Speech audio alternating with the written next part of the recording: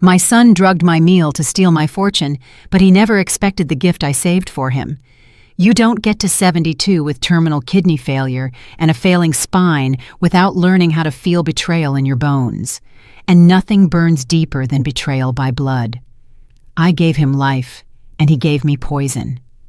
This is the story of how I watched my son try to end me quietly, and how I made sure the silence he left behind screamed forever. My name is Marianne. I'm a retired piano teacher from Pittsburgh. I've been battling chronic illness for the last decade, kidney failure, diabetes, and recently early-stage Parkinson's. My legs fail me often, but my mind is still sharp. Perhaps too sharp for his liking. It started on a Wednesday. I remember the smell of thyme in the stew, his sudden kindness, the way he hovered over me as I ate. His name is Jeremy, my only child. His father died young, and I raised him alone. I sacrificed more than I'll ever speak aloud so that he could have the best private school piano lessons, even the down payment on his first house. He was always charming, but distant. Our relationship was never easy. He'd always show up when he needed something. And this time, he brought dinner. "It's your favorite," he smiled. "Beef stew. Thought you deserved a break from hospital food." I didn't think much of it then, even as my stomach turned shortly after. I chalked it up to the usual side effects of my medications. But that night was different. My body felt heavier, my vision blurred. I remember waking up on the kitchen floor hours later, bruised and soaked in cold sweat. Jeremy wasn't there. He'd left early according to the note by the door. Something was wrong, deeply wrong. The next day I struggled to sit up in bed. My nurse noticed the signs, sudden drops in blood pressure, dizziness, confusion. She asked if I had taken anything new. I told her about the stew. She looked at me long and hard, and that's when it hit me he had drugged it. But I didn't panic. I didn't confront him. Not yet. You see, when you're nearing the end, you learn to wait, to watch, to let the predator believe they've won. That night, I looked at his old school photos, wondering where it all went wrong. He used to run into my arms when I picked him up.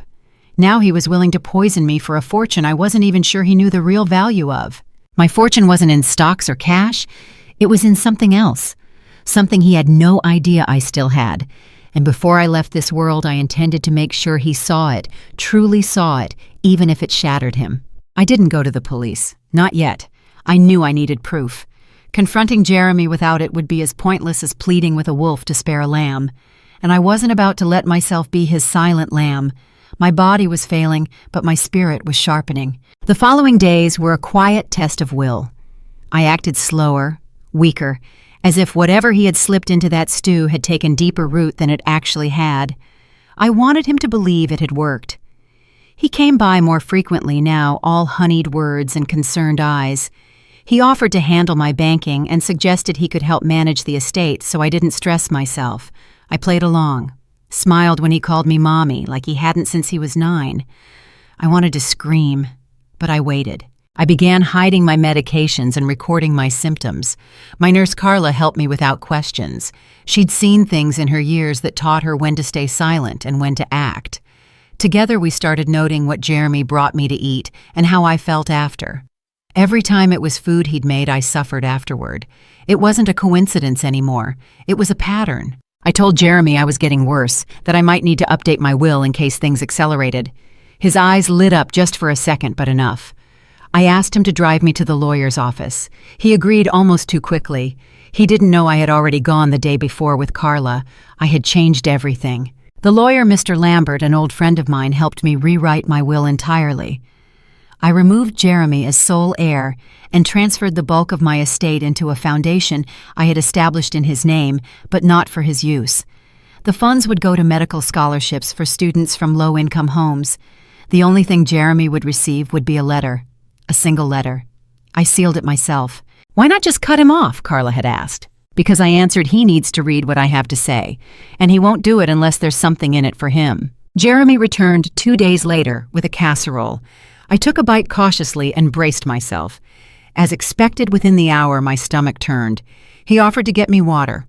I thanked him, watching him go into the kitchen, and then he said it softly, almost under his breath. "Soon, Mom, soon." It wasn't loud, but it was enough to chill me to my marrow. He thought he was playing the long game, but he didn't know the board had already changed. I wasn't just preparing for death anymore, I was preparing for justice. And Jeremy, he was walking straight into it. The next morning, I ordered a small device online, a discreet motion-activated camera with audio recording. Carla helped me install it behind the decorative porcelain bowls on the kitchen shelf. It had a clear view of the entire countertop and dining area. Jeremy had no idea. He thought he was the spider, but I had spun my own web. The house grew quieter in those days, but my mind was louder than ever. Every sound became a clue, every word a weapon. I pretended to nod off in my chair as Jeremy wandered the rooms. He began to poke around more freely, rifling through drawers, checking my medicine bottles. He even opened my desk, probably searching for bank statements or a will. I watched him closely through half-lidded eyes. He returned a few days later, this time with a bag of groceries and an eager smile. "Let me cook for you again," he said. "You look like you could use a warm meal." I agreed gently. "That's so kind of you, dear." He made mushroom soup this time. A strange choice. I never liked mushrooms. But I sipped slowly while Carla sat beside me pretending to check my vitals. She watched me like a hawk ready to call 911 if I collapsed again. This time, I only took one spoonful, enough to taste the bitterness that didn't belong. Jeremy barely noticed. He was too busy texting while it cooled. After he left, Carla and I retrieved the footage. We watched in silence as Jeremy took a small vial from his jacket pocket, stirred it into the pot, then smiled to himself. We zoomed in. The label was hard to read, but it was enough. Proof. I brought the footage to Mr. Lambert the next day, and together we made multiple copies. One went into a safety deposit box. Another stayed with Carla. I kept one close in my nightstand right beneath the sealed envelope I had addressed to Jeremy. The next time he came, he was overly cheerful. "How are you feeling, Ma?" he asked. "Better, I hope that soup did the trick." I smiled. "I've been thinking about the will, about what I'll leave behind." He sat forward quickly, trying to mask his eagerness. "That's smart. You've always been organized. It's good to be prepared." "Oh, I am," I said, "more than you know." That night, I watched the clip again. Watched my only child poison me frame by frame. I didn't feel rage anymore, just something colder, a hollow ache like frost in the bones. I didn't cry. There were no tears left, just silence. I placed the copy into a padded envelope with the words, "To be opened in the event of my death." Jeremy thought he was digging my grave, but he was really digging his own. The hardest part wasn't the poisoning. It wasn't the lying or the hidden camera. It was pretending to still love him while knowing what he was doing. Every smile I gave felt like a betrayal to the woman I used to be, the mother who kissed his forehead, who carried him through fever nights, who forgave every bruise he left on my heart. But that mother was dying, and in her place a woman who saw clearly was being born. 2 weeks later, I invited Jeremy over for dinner. He hesitated. "Shouldn't you be resting?" "Oh, I want to celebrate," I said cheerily. "My numbers have stabilized, and I'm feeling much stronger. I even made your favorite pot roast." That got him. He came. Carla stayed late under the pretense of organizing my meds. In truth, she was in the next room phone recording just in case. Jeremy arrived all smiles and shallow concern. He kissed my cheek and sat down to the table. I had served him first. I waited until he was halfway through his plate. Then I brought out a second dish identical in appearance and sat across from him. He looked at me oddly. "You're eating that one?" I met his eyes. Yes, I made them separately. A twitch in his jaw. Barely perceptible, but I saw it. I picked up my fork but didn't eat. "Why the separation?" he asked, trying to sound casual. "Just experimenting with flavor," I replied. Funny how some dishes look the same but taste completely different. Jeremy chuckled nervously and dropped his fork. "Excuse me, I forgot something in the car." He stood too quickly. His plate was still half full. I placed my hand calmly over mine and watched him walk toward the door. "Jeremy," I said, voice sharp, "now, sit down." He froze. "There's a camera in this house now. Several, in fact. I know what you did." His face went white. "What are you talking about?" "Don't insult me," I said. "I know about the vial. I know what was in the soup. I know you're trying to kill me." He blinked fast, panic creeping in. "I have video footage, signed affidavits, copies in 3 separate locations, and a lawyer who's prepared to make them public if I don't wake up one morning." Jeremy didn't speak. His shoulders fell. The silence between us cracked like ice on a lake. "I also changed my will," I continued. "Everything now goes to a foundation in your name, but not to you." His mouth moved, but no sound came out. "And before you ask, yes, you still get something." I slid the envelope across the table. His name was written in my best cursive. "What's in it?" he asked, his voice hoarse. "A gift," I said, "the last one I'll ever give you." He stared at it like it might explode. And then, without touching it, he turned and walked out the door. I didn't cry, I simply sat back and exhaled. The reckoning had begun. For days, Jeremy didn't return. No texts, no calls, only silence. But I knew he'd open that letter. The weight of a sealed truth is heavier than guilt itself, and Jeremy carried both. Meanwhile, I stayed inside mostly. Carla visited daily, making sure I ate only food she prepared. My energy was fading again. The episodes of weakness had become more frequent, more frightening. The doctors had said 6 months, maybe less. I accepted that. But I wasn't leaving this earth with my story buried. 3 nights after our confrontation, I found the envelope back in my mailbox, opened, crumpled, but returned. Inside it was the same letter I had written by hand weeks earlier. I unfolded it again. It was short, just 73 words. Jeremy. I knew long before the stew. A mother always knows. You think I owe you something, I don't. But I still love you despite everything. That's what hurts the most. The real fortune I saved for you is not in money, but in the chance to become better than you were. This is your chance. Take it. Or waste it. That's the last thing you'll get from me. Mom. There was no reply, no scribbled message, just silence. But the envelope's return meant he'd read it.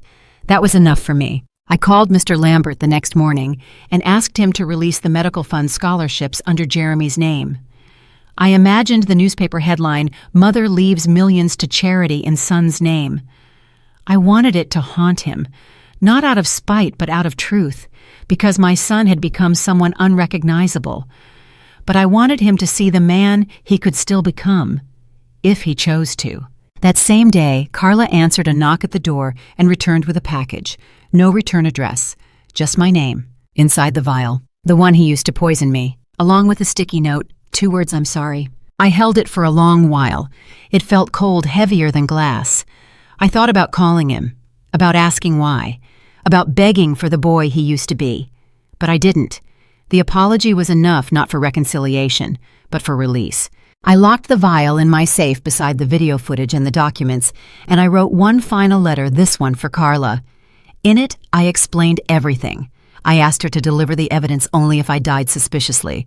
Otherwise, let it rot with time. Jeremy tried to end me for an inheritance.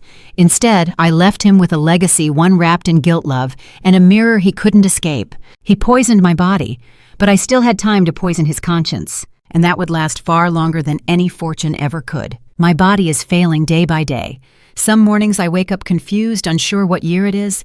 Other days my hands won't stop trembling long enough to hold a cup of tea, but I still have my mind, and I still have time just enough to finish the life I started with purpose. Jeremy hasn't returned since that last note. He's vanished, perhaps in shame or maybe in denial. Either way, I've stopped waiting. I don't expect forgiveness or understanding from him anymore. That chapter is over. What matters now is what remains of me and what I leave behind. Last week, I received a letter from a young woman named Kira. She's the first recipient of the scholarship under Jeremy's name. She wrote, "I want to be a doctor. My father died because he couldn't afford treatment. Your gift is giving me a chance to save others like him." I cried for an hour after reading it. Kira doesn't know what Jeremy did. She doesn't need to. To her, his name represents hope. That irony is almost poetic.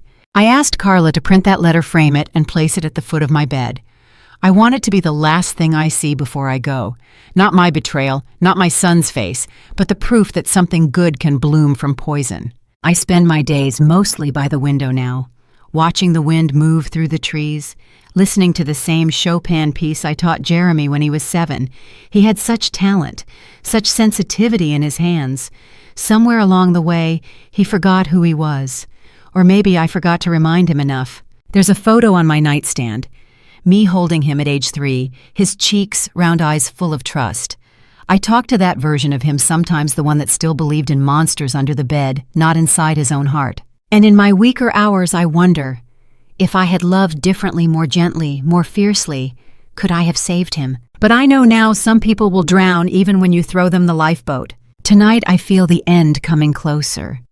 The machines beep steadily. Carla's footsteps echo softer. And I am not afraid. My story is written, my justice quietly delivered. If Jeremy ever reads this someday, I hope he understands I didn't seek revenge. I gave him a choice. And sometimes the greatest punishment is having to live with the person you've become. If you've stayed with me through this story, then let me leave you with this. Not every wound can be healed, but every truth deserves to be spoken. I was a mother, a victim, and in my final days, a woman who chose love over vengeance, clarity over chaos. To anyone listening, especially those who are aging sick or alone, never underestimate your voice. Even if your body weakens, your words carry weight. Speak up, protect yourself, and if those you love betray you, don't let that betrayal define you. Let it refine you. And to the ones who still have time, don't wait to become a better version of yourself. Do it now, before the apologies come too late, before the chance to forgive is gone. In the end, your legacy is not what you leave in your will. It's what you leave in someone's conscience.